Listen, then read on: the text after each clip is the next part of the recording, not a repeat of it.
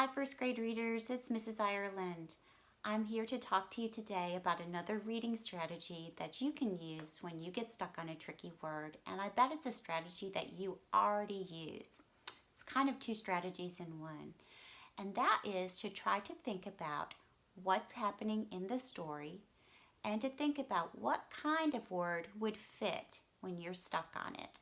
So I want you to watch me as I try to use these two strategies together in a story that I bet a lot of you know, and it's called I Don't Want to Be a Frog.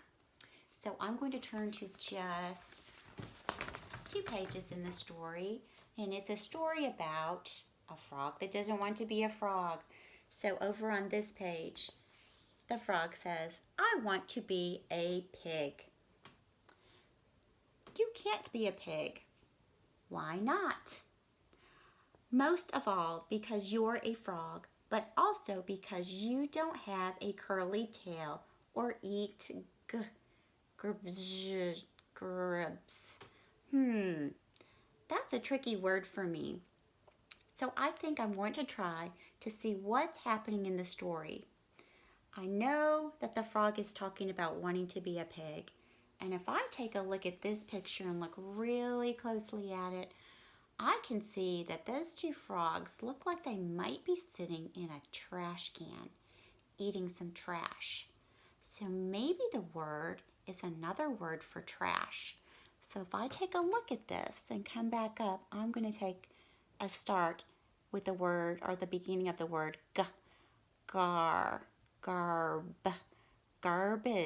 garbage, because garbage is another word for trash. So I think that makes sense.